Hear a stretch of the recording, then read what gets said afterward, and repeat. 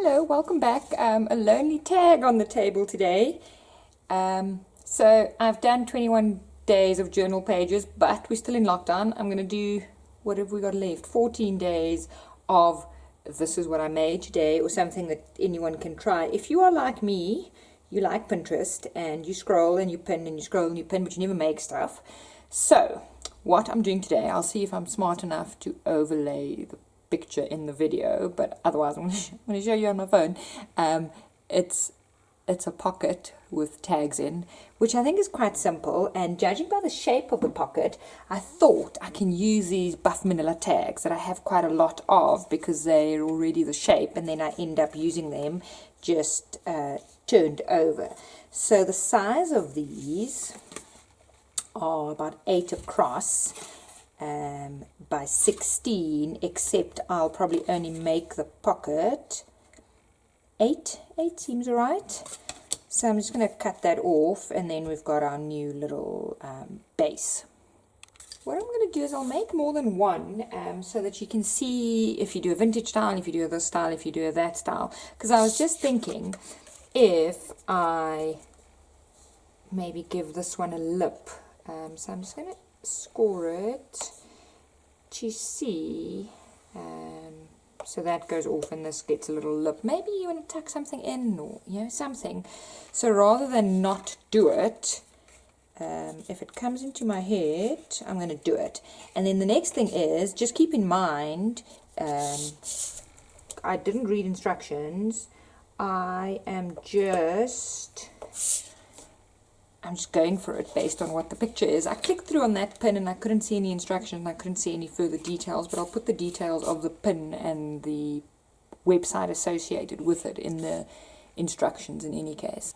And then yesterday on the Scrap and Sell group, there was a whole lot of talking about what do you do with your scraps, and some people were saying they recycle it and some were saying they never use it. So I think this is a very good project for scraps. I'm going to start with covering these two. The first one, this is like, I guess, fish and chips paper. I've got a roll of that. I've tea dyed it. Can you see the detail? It's if you dry it with a doily in the sun, you get this lovely doily effect. I want something not too bulky on the pocket. If you overlay it, the yellow is still going to shine through. These buff tags are very like, they're yellow. So let's stamp on it and then see what actually shows through. This one I won't do in the vintage. So let's call this one vintage and this one bright. I should probably number them. The one with the lip is bright. I don't know what I'm going to do with the lip yet, but it's another little added thing. The little example I had on Pinterest didn't have the hole, but I quite like the hole because I think it'll look cool with a little charm on. So maybe with just like a little bowl pin with a tassel. The idea is that these pockets would go straight onto a journal page. So let me just get, this is a beautiful journal from Desiree. So it would sit like that. So you don't need to decorate the back.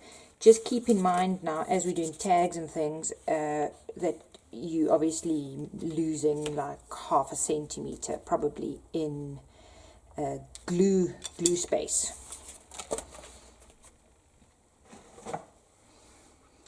So I've gone and I've pulled out like scraps, and we're going to use them by hook or by crook. I'm going to do a bit of text with a nice dark brown on directly on the vintage one, so that when you cover it with the tea dye, I think it'll shine through, if only very lightly. These text stamps are quite forgiving because, I mean, you can't read the text in any case. I'm using gel medium, which I see dwindling, so one of these days I'm going to have to use Podge, which I hate using, but it'll probably have the same effect. And I'm going right to the edges. I'm going to stick it over and too big, and then I'll just snip it off or fold it over. I just want to see what gives the best effect. On the bright one, I'm using it's sticker packaging, but it's like a masterboard, a mini masterboard. This is a bit thicker than here, but I also want to experiment with what the pocket can handle. I've also just braided over everything, and then this one I'm just snipping off. Obviously, if you don't have a tag, you could probably even use a used tag, right? This is a nice repurpose. You can also just cut a piece of, like, cereal box will work well, just into shape. For now, I'm going over the hole because you can still see it from the back. So that doesn't concern me too much. And then this one, I'm going to tuck over because it's thin enough, and then that gives quite a nice effect. And you can see the stamping very faintly.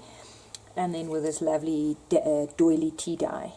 And then because I'm doing a vintage on this one, I'm just going to go over the edges before I forget.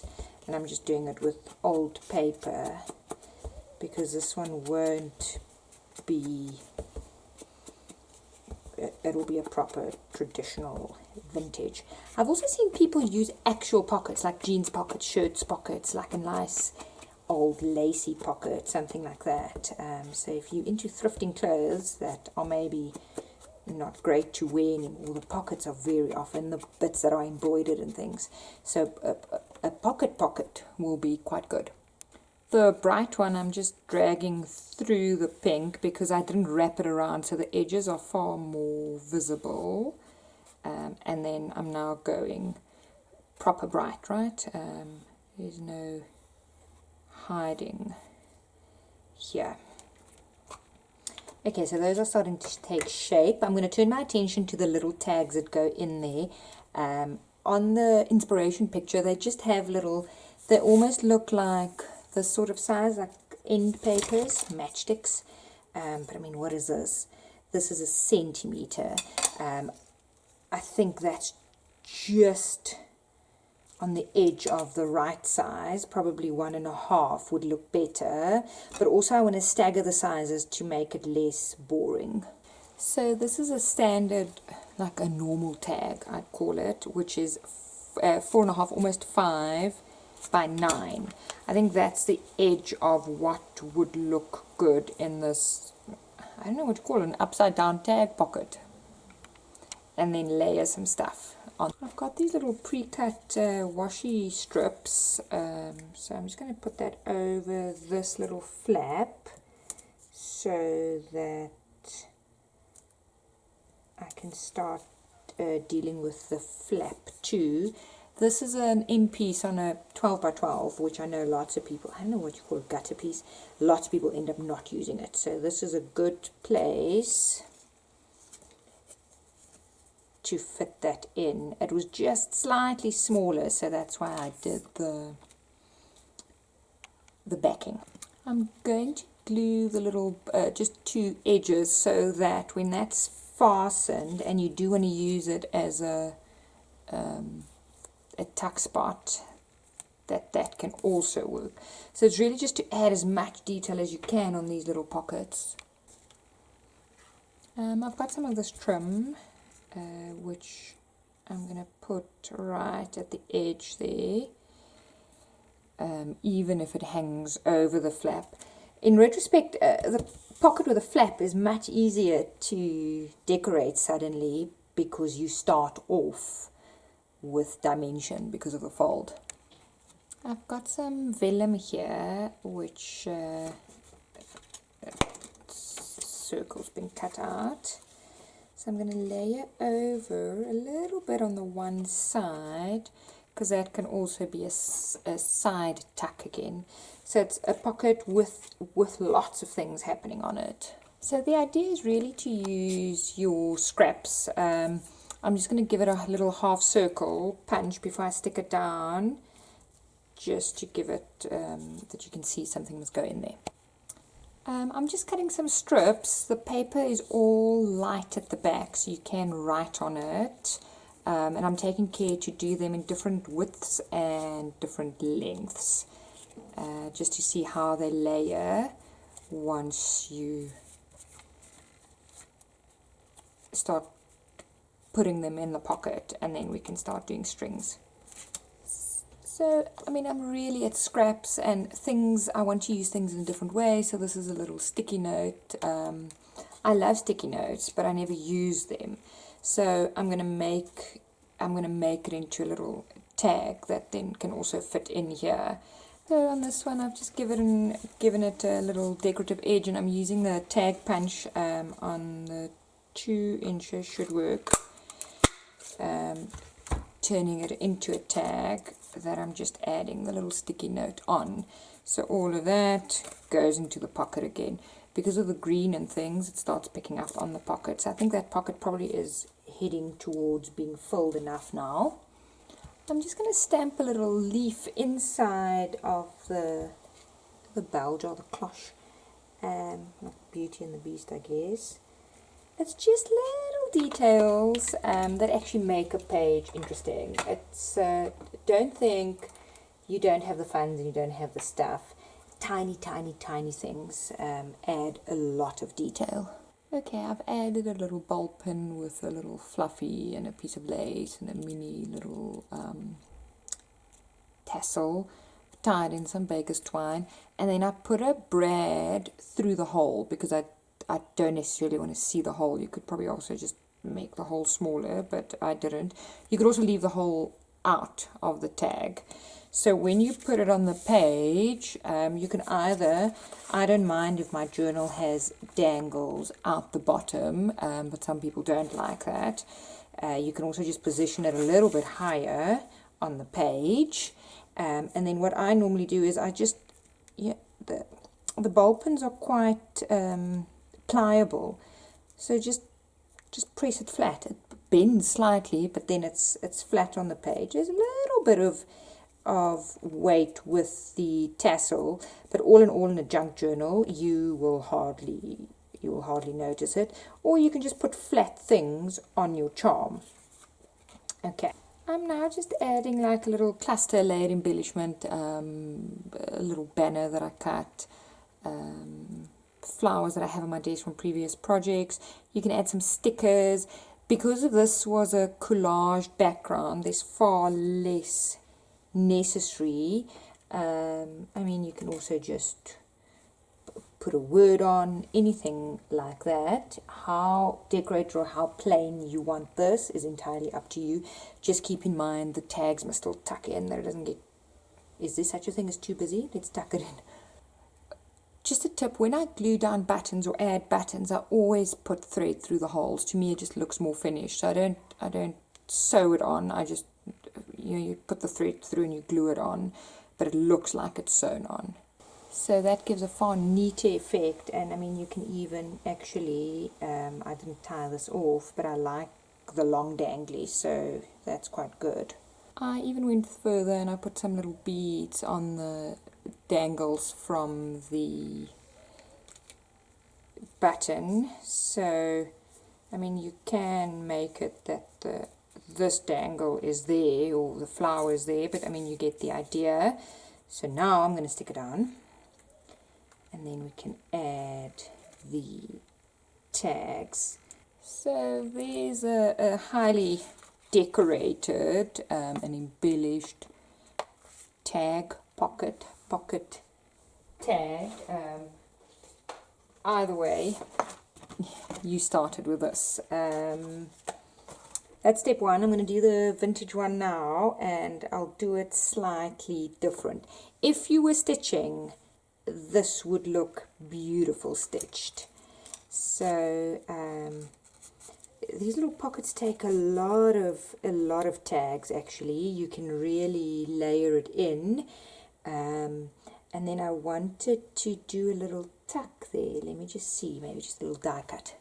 So I mean, that's a little, do you see they don't fall out? It's just a little tuck for 2 little die cuts.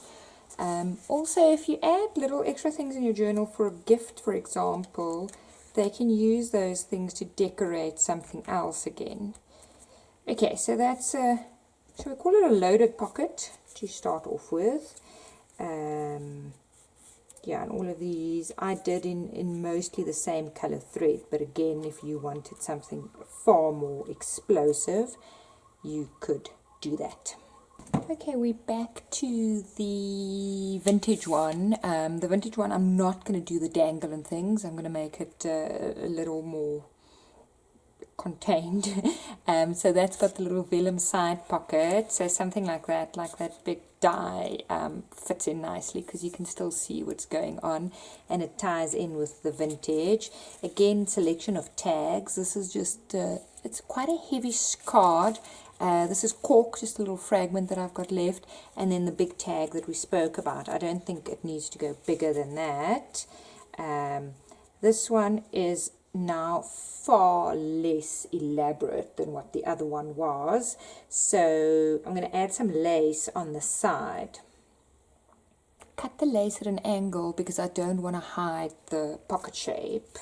I'm going to do some stitching, faux stitching, just with a black or brown marker actually, or brown pen. And then because this pocket is now quite plain, I'm just layering some stickers and things at the back to make something more interesting of the background. You can still see this little circle, but that doesn't bother me too much. I like the pattern on the tea dye, so I don't want to cover it with a stamp. I'm just going to put the sticker, but I'm just going to make sure that you can see it when you overlay the butterfly. And then because these tags are very plain, I'm also adding some of the little gilded stickers over them, and where they are too big I'll just cut them off. So I'm doing far more on the tags on this pocket than on the pocket like I did with the bright one. I'm going to try something on these tags. Instead of a little hole with a string, I'm going to give it a little decorative punch on the top like that, so when it sits in the pocket you see that's okay actually. Alright, and then this one's a little angel, so now that can layer. Okay, it's now very neutral, so let's see what else we can do. I'm showing it on a very dark paper again that you can see it. This one with a little lace edge, you can actually position that the lace edge goes over the page. That actually adds quite a nice little detail. So I'm going to stick this one right at the bottom of the page because it doesn't have a dangle. I've got a piece of net, so I'm going to put a hole right in the middle and then pull the little strings right through with it to go through the tag. Hopefully it works. We will find out, just for some texture, because otherwise these vintage pages are very often, so that's what I mean, it pulls through, and then so it's attached to the string, not to the card, just to add some texture and movement, because if you use the vintage colors, sometimes that's a nice little detail. So that goes like that. Little angel tucks in. I didn't glue all the way to the top corner, so if you don't do that, this was a mistake on my side, but obviously then you can add more things. So here, because of the little change, it actually looks quite cute. We sometimes disregard these very thin tags or things in a very thin shape because they look too small, just a little whatever. But by the time you layer them, I don't have a stamp small enough with me, so I'm just going to do a pattern like polka dots on this one. So that's a scrap piece of paper stamped with something super basic. You can see that this little pocket already is coming together because of textures and things. Really good project. It's a quick project, and it's a really good project to use up scraps without it looking like you used up scraps. Okay, there we go. Stuffed pockets, loaded pockets, tag pockets. done two ways. You can either embellish the pocket a lot and keep the tags quite simple, or flip it around. Either way, this is in a bright style, this is in a vintage style, it works equally well. Very, very good for using scraps, and it's also a quick project. You don't need a lot of supplies to make it. I used these tags as base and just cut them in half, but again you could cut out the shape from any sort of cardboard that you have. Okay, that's day one, or number one in my series of I saw it on Pinterest and I made it. If you see something on Pinterest which you think I should give it a try, let me know. Thanks once again for watching. Bye bye.